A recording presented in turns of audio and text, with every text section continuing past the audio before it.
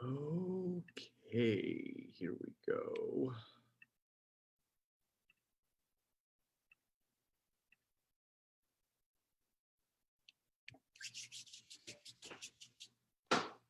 So we are live. All right. So I hope you guys jump back on. I know that technology can be difficult at times. And let me just get Bridget, promote to panelist, allow to talk. There she is. Can you hear me? All right, let's see. Hey. Hey. Hey. Hi, can you start your video too? I think so. Let's see. Yes. All right. Well, all right. Well, we have to sometimes bob and weave with technology, and sometimes the shitstorm that ensues when we rely on it. And but we made it happen. So we bob and weave. So people are coming on right now, and they're watching on Facebook as we do this. So for my network that is not familiar with Bridgette Boucher, why don't you tell my network a little bit about you and what you do and how you got into it? Yeah, absolutely. First, let me just make sure you can hear me, right? Perfect. Awesome. Okay. And props on the technology. I would have panicked. So good job. Thank you. Yeah, absolutely. So my name is Bridgette Boucher and I live in Atlanta, Georgia. And probably my biggest reason for connecting with Scott and being on this today is because I did something that many of us do in this day and age. I made a huge career transition, which also can be very emotional and life-changing, and for so many reasons redirect you in all sorts of ways. And it's a huge learning curve, and I'm very proud to have gone through it, but I've learned a lot along the way. So by trade, I'm a CPA, and I spent the better part of 15 years in financial executive roles. And so throughout that process, that's a pretty stable, in-demand, traditional career path. Everything was kind of laid out. Here's your corporate ladder, do all the things right, relocate, get your CPA license, over deliver, demonstrate all the leadership qualities that you can to get the next promotion, and so on and so forth. And so I was very fortunate throughout all those actions to climb this ladder that I really thought that I wanted to climb. And I made CFO by 30, and it was amazing for so many reasons. It was everything that I wanted, from the office to the beautiful showroom that I was able to work in, to the people, greeting the receptionist, rocking the heels, 10 to 12 hours a day, no shame, right? And I loved everything about it. And after a few years, it's kind of started to lose its luster a little bit, because I felt like I was losing myself in it. I wasn't really a priority, and deadlines were coming first, and my health started to suffer, and I was missing out on things that were important to me, like social events and my brand new home inspection with my husband. And so I started to take a step back to really think about what the other options were and what that could look like. And as a result of that, after many different avenues and 3 corporate resignations, I left corporate America 4 years ago and decided to give entrepreneurship a spin. So that's where you kind of find me in that evolution today. Achieving CFO by 30 is, well, first of all, phenomenal, because there's a lot of people that never reach that level. And people might be sitting here saying, you achieved CFO, you were making all this money. Why would you want to do anything else? So if someone was to ask you that question, why would you want to give up, the heels and the CFO position and the money, to then, for some people might see entrepreneurship as having to start all over, and then obviously get into that grind of building your own business, your own brand. How would you answer that question if someone did ask you, why did you hang up your heels and do what you're doing now? And throw on the slippers. Yeah. Yeah. And just to be clear, many people did ask me that, and they're related to me. but others as well. And the reality is, I think the whispers that were in my mind, the daydreams, the whispers got louder, the daydreams got bigger. The money mattered less. The more that I had abundance, but I really didn't feel like I had a genuine amount of quality time to spend it.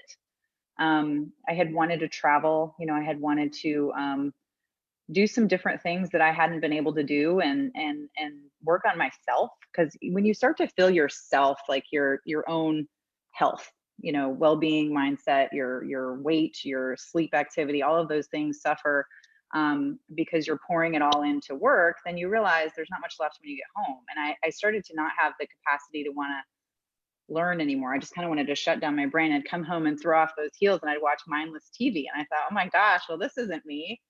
I just don't have anything left by the time I get home. And so, because of those signals and because those whispers got so much louder and the money became less important to me, I almost felt like I didn't have a choice. And I was willing, the pain was bigger, right? The pain was too big for me to sit in it any longer. And I made the choice against, it wasn't a popular decision for everybody in my life. And to be honest, it wasn't everybody else's decision, but as people that are in my life, they try to support me in the best way that they can. And there were definitely some head scratching going on to try to figure out what I was going to do. If I was going to just take 2 months off, if I was going to go back, and here we are 4 years later. So clearly you can, spoiler alert on that. Right. So what do you think, what was the biggest lesson? I mean, because, a lot of my audience, they're entrepreneurs, they're online coaches, they're network marketers. And, I spoke to someone today that, he actually said that he left his corporate job too early because, he was building his business on the side, and now he's having to, kind of pick up the pieces and build back up again. So for that person that still has that corporate job, that is maybe not making the money that a CFO makes, and they're just getting by, and they really have this just burning desire to continue to build their network marketing business and to have it one day replace their income and to increase their income or their online coaching practice, whatever it is. What's the best advice that you can give that person that is thinking about burning the boats, but maybe doesn't have the right infrastructure in place? Absolutely. I get a lot of questions like that. And the reality is we all have our own financial obligations and our own scenarios, and we've got to be really mindful of those as we make decisions. And when you're in a position where you have a job and you are practicing skill sets every single day and you have an income coming in, wring it out for everything that you can. Something that you're doing there is going to help you in the next business or career, or the connections you're making. You're always building your network. So just take that opportunity to use that income to fund your next dream. I always say, don't quit your daydream, because I had to plan. That's why I resigned 3 different times. I was planning and budgeting and working through till I got my bonus, and so that I could fund this dream, right? And so I would say that. I would say wherever you are, you're invested in it. They're invested in you. I had to go in, and that's why I resigned 3 different times. Oh, I'm hearing myself there. Yeah, But anyway, yeah. So that's what I would say. I would say take it as a playground to still make a contribution to the company and be true to your obligation there, but use it as a stepping stone for the next one, so you don't have that financial pressure. So what do you, I speak to a lot. It's so funny. I was talking to someone today, and she asked me why I decided to go the coaching route instead of building my network marketing business. And listen, I did it. I made really good money building my business, but I found that I had a deeper passion to actually teaching other people. And she says, it seems like everyone wants to be a coach these days and everyone's coaching these days. And I'm like, I totally get it. And I see contradictions all the time. I find it funny, and you and I can both relate to this, when we see money mindset coaches teaching people to have a good money mindset and they're broke as shit. And it's just a contradiction. It's almost like someone that is teaching network marketers how to be successful when that network marketer was never successful to even teach it. I had to go first. I had to learn how to be successful in network marketing. I had to learn LinkedIn for my business to have the right and the ability to teach it. Just like you had to go through your journey of becoming successful as a 30-year-old CFO and understanding there was more to life before you can start showing other people how to do that too. So what's your take on coaching in the sense that, you know, because you and I both know there are so many resources out there, free, paid, whatever. How advantageous is it for the entrepreneur, the online coach, the network marketer to seek those external resources, not for a shortcut, but to cut down on the learning curve, so to speak? It's so important. So, you know, nothing could have prepared me for entrepreneurship. You know, I look at the title and I look at what I had and the achieved professional achievement, and I'm really proud of it. But it did very little to prepare me for entrepreneurship. And the reason is, where the hell did my resources go? All of a sudden, I don't have a team. I don't have funding. I have to figure out exactly all of the different facets of business, because there's so many directions you can go. You know, when you're running your own show, it's, you know, there's income producing activities, there's meetings, there's networking, there's pitching, there's marketing, there's workflow, and just to name a few, right? And so you have to kind of tap into the moment where you say, what can I do really well, and what can I do only, like your branding, your language, your communication, and try to outsource the rest of it. And that's where coaches and training and e-courses come in so handy, because you can spin for a long time and waste valuable time and money in your business, but you might not have that luxury. You might not have the bandwidth of your financial situation to be able to do that. So once I started leveraging my community and coaches, it catapults it, and it takes the pressure off. You don't feel like you're running a business on your own, but you're not doing it solo. And it changes everything. And back to your point about, you know, your market wanting you to go first and the coaching market, I literally go back into companies now. I coach small businesses because I go back in and fix what made me leave in the first place. Wow. So talk about going first. It takes one to know one. And but it took me a while to get there. I wasn't ready to go back into corporate when I left. I wasn't refreshed. I wasn't recharged. I needed to get to kind of silence my environment before I figured it out the value that I could add when I went back in. And so that was where I developed the program. That's how I decided to do it. And that's essentially how I went first. And I can totally relate to that because, you know, for me, like, people don't really know a lot of my backstory, but, you know, 4 years ago, I was, and we're going to get into LinkedIn in a second, because it just drives me crazy how people just still aren't on there tapping into the resources that are there. And I know that you actually, in our first like week or two that we were working together, you were asked to speak at a conference, and it's like things happen right away, but we'll get into it. But it's one of those things where, you know, I had to go first. I was frustrated with what I was seeing on Facebook and Instagram, because obviously I love human connection, and I wasn't getting the response. I wasn't having the phone calls. I wasn't having the amount of leads required.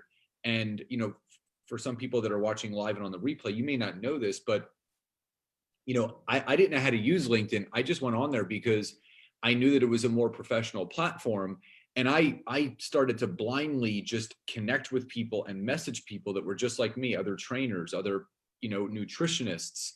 And people started responding back, and I started booking phone calls, and I started closing sales into my network marketing business at the time. Obviously now it's something different, but I reached out to a friend of mine and just gave some friendly advice based on what I knew, you know, do this, do this, do this, because it was in the infancy stage for me. And a week later, he texted me and he said, call me. So I called him and I said, what's up? And he goes, dude, whatever you're doing, he goes, it really works. He goes, I have 14 appointments booked this week. And he said to me, he goes, I haven't had 14 appointments in the last, you know, 2 years that I've been doing this. And this is what I mean, you know, you have to go. I had to go first.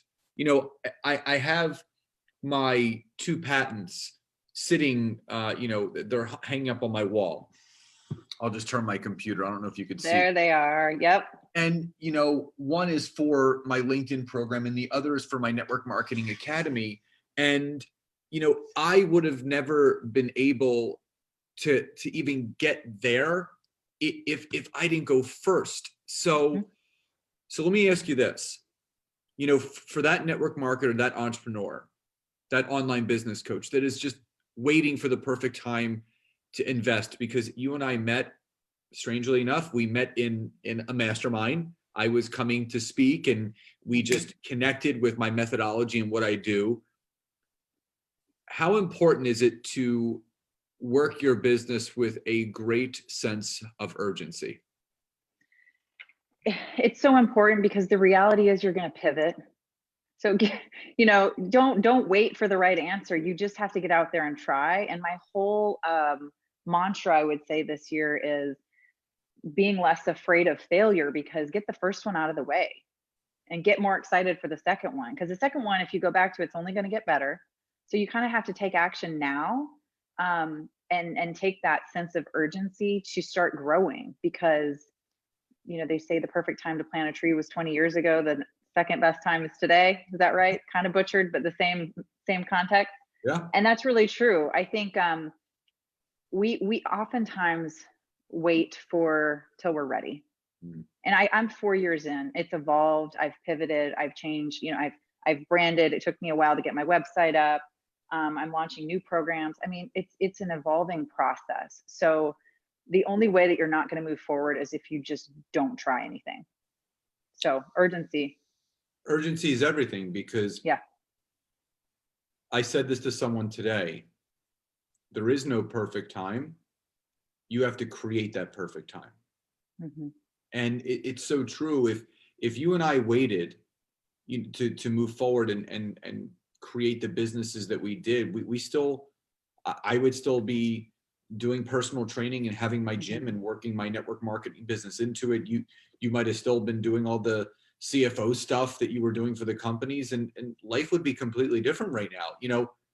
Network marketing saved my life because it opened up doors, because I realized that my plan B, which ended up being my plan A, ended up morphing into something else. And it's just so important nowadays with everything that's out there to not leave any stone unturned, to take chances now. And you being a money person like myself, we hear it all the time. Let me get through the holidays, and it pains me because I hear so many people, older than you and me, that are our parents' age, that they don't have any money. They're still working. They're not going to be able to retire. The baby boomers are in a really vulnerable place right now, because it's hard for people to get a job that age, and your pension or your retirement may not be there. So don't wait until it's too late. Go all in now. Everyone, it's so funny. I don't want to be like very immortal in the sense that we're not going to live forever. Tomorrow is not guaranteed. So what are you actually waiting for when it comes to creating the best life possible?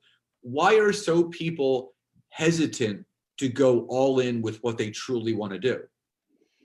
Oh, it's the fear. It's so funny because you're absolutely right.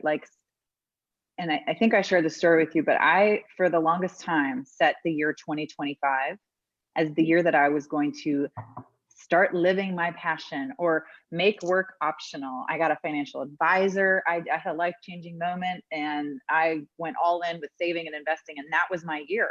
I mean, my passwords had 2025. I had a mouse pad made, like all of this. That was the vision. And I kept that mouse pad today because I started 9 years early. So how am I going to feel in 2025? It won't be just the beginning. Like, what the hell would make me more worthy of waiting 9 years than starting now? If I felt that called and these whispers were there and I had these daydreams and I was feeling like I was not living a full life, it's just, I could almost get emotional thinking about, I'm so grateful. I almost thank the last job that I had, the last corporate job, for being just terrible enough to get me to jump, right? Because you're right. I would have sat there and I would have, if it was, the money was fine. If it wasn't just too terrible, I would have stayed. But I thank every part of that journey for allowing me the freedom and the frustration to actually make a leap. Because here I am 4 years in, and 2025 is coming, but it's going to look a heck of a lot different. So why do you think, money is such a dirty thing to people?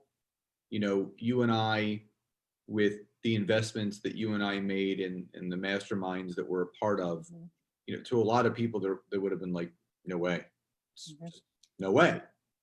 So what do you know now about the value of money and investing your money to get the right ROI, as opposed to sitting back and waiting for the right time when the money is there?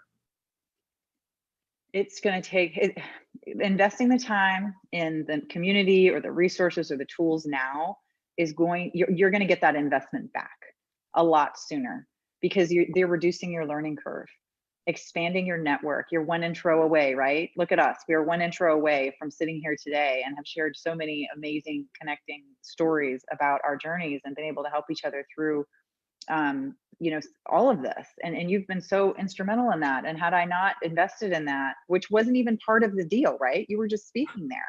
It was never the intention. Yeah. And so when you think about making that investment, you have to look at how, are you willing to sit and wait it out and flounder and feel stuck and feel lost?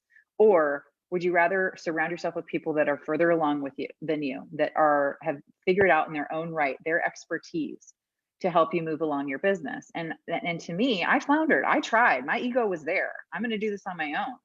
I'm going to build this. I'm going to do this. I'm going to do, I'm going to read all the books and do all the e-courses.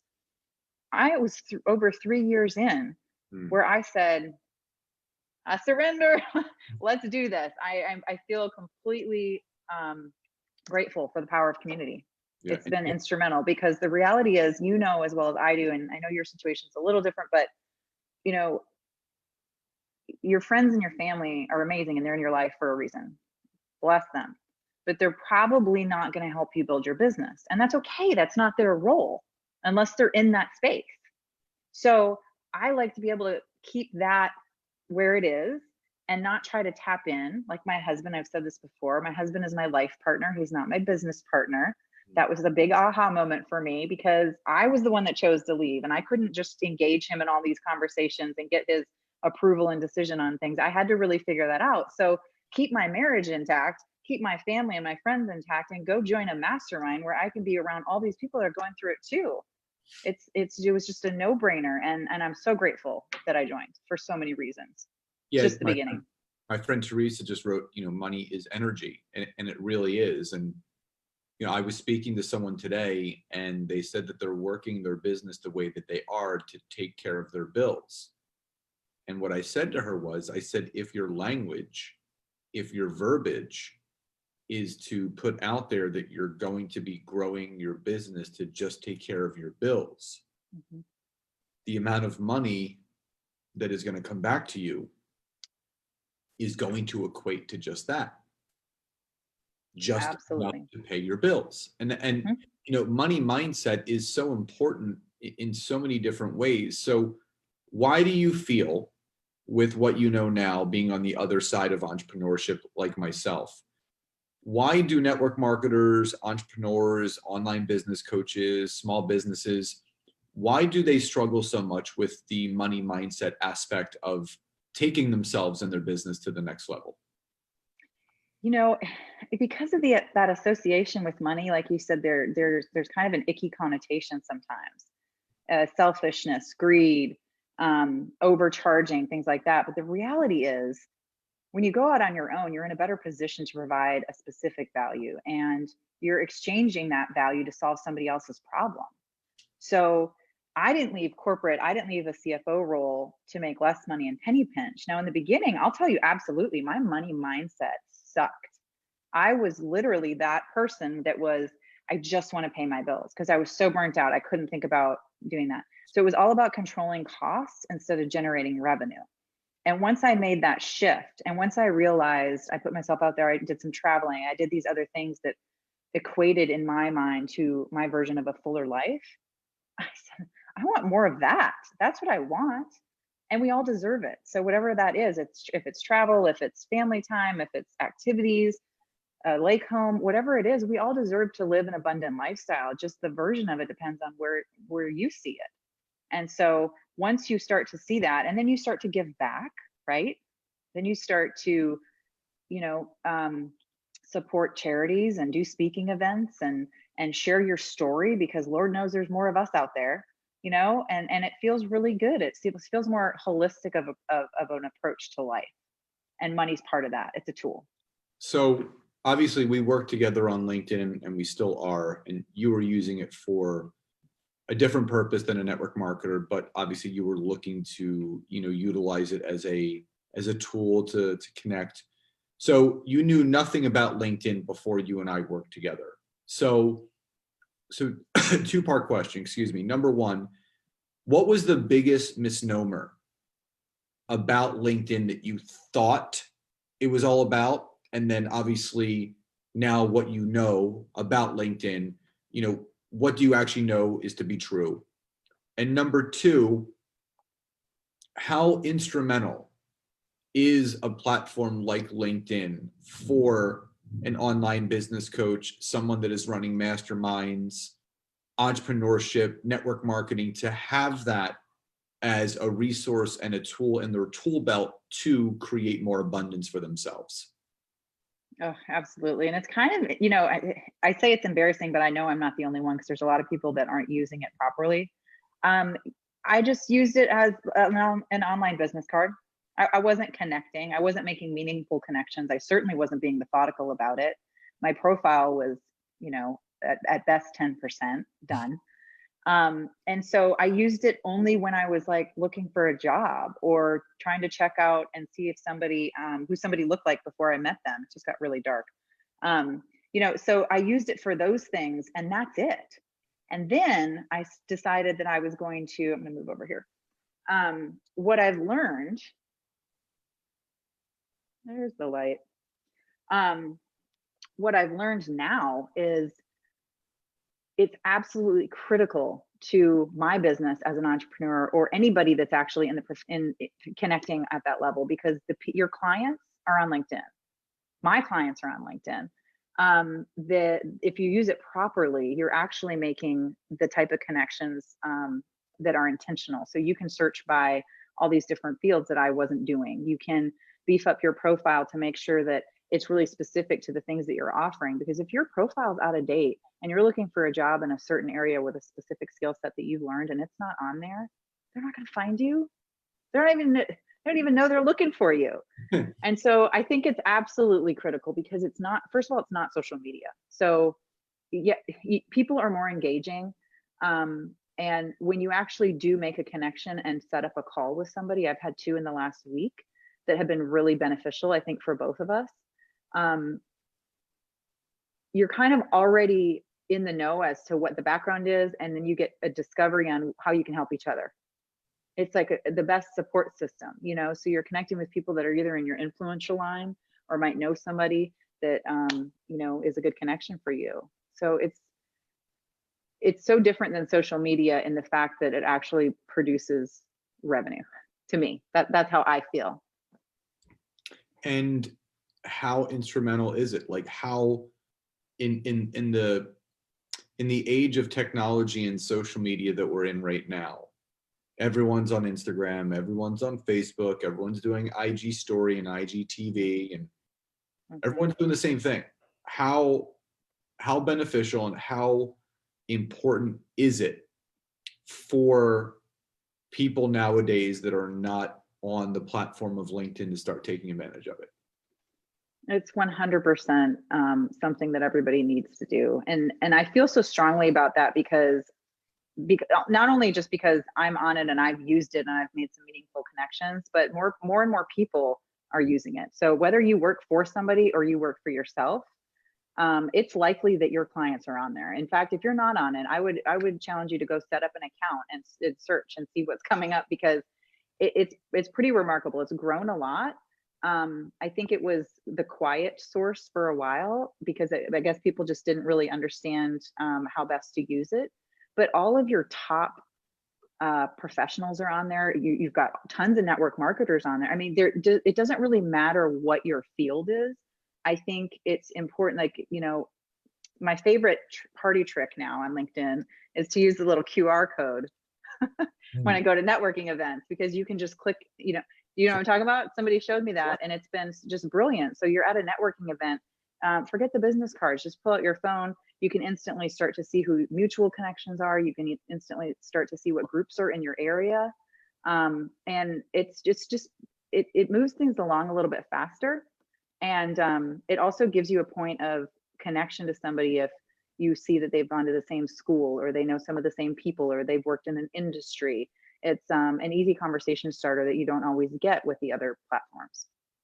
So let's talk about obviously how you're now helping entrepreneurs, network marketers, online business coaches, because you have some new things coming up. Obviously, we have your podcast interview coming out next week, but I wanted to give you the opportunity to really introduce yourself to my network. So talk a little bit about, what Bridget is doing now, and what are some of the upcoming things you're launching to help entrepreneurs and people like the ones that are in our networks to take themselves their business to the next level.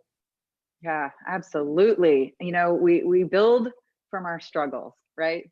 We go first, we build from our struggles. And so, I have this amazing product and this profitability coaching program for small businesses, but who I've been connecting with and who I've really been working with a lot are small business owners, entrepreneurs, solopreneurs who have something that they're a product or service that they're selling, and they're going through kind of what I've gone through in the last couple years. Where are my resources? I don't have clarity. I'm not sure what I should be doing. When should I outsource? When should I hire? What about my offer? What about the language of my offer? And I felt like I had to build something. I wanted to bottle up the feeling that I had from my masterminds and the communities that I've joined, bottle up that feeling and give it to other people. So I decided to launch my own mastermind here, and it's going to be local in Atlanta, Georgia, actually. But it's launching in February, and it's for female business owners. There's only 10 spots, and we're just going to deep dive. We're going to dig in. We're going to get subject matter experts on the areas of our pain points that I don't coach through, because we want to get a really well-rounded group of resources. We're going to hold each other accountable. We're going to do workshops. We're either going to do, I might have a little surprise at the end related to a retreat. But, it's all coming together, and it's all because of my struggle. I felt it. I've gone through it. I certainly found the value and the power of community, and I want to create that space right here in Atlanta, hopefully to be replicated in other markets. But February is where it's coming first, February 2020, and we're just now about to open up applications. So awesome. And how can people find out information about what's going to be included, and how they can at least have a discovery call to learn if it's a good fit for them? Yeah, absolutely. So you can go to the website, which is tbproject.us/mastermind. That's TB as in boy, project.us/mastermind. Or you can check me out on Instagram. That's where I hang out a lot, at Life with Coach B. And there's a link in the bio for the mastermind there too. Awesome. And Bridge, after we're done this, just pop onto Facebook where this is streaming, and you can drop your Instagram handle, and you can drop Perfect. So because people have been on here watching. So, I just wanted to thank you so much for being here tonight, and, giving my audience something that they need, because, financial education is something that continues to come up. People aren't sure about how to build their business. They're not sure about, how to properly build their business from a monetary standpoint, because it's not that they're taking advice from the wrong people, but sometimes you have to look externally outside of your company, outside of your comfort zone, outside of your warm market for some external resources to help, like you said, speed up the process and trim the fat, so to speak, in getting people to where they need to be, not taking shortcuts, but just a little bit faster, shortening that learning curve. So thank you so much for being here tonight and taking the time to talk to my audience. Thank you. Always appreciate it. Great to see you. You too, my friend. And guys, just leave your comments below. Bridget's going to pop back in, and she's going to share those links. So definitely connect with her. And everybody have a great rest of your night, and we'll talk to you soon. Bye, everybody. Bye.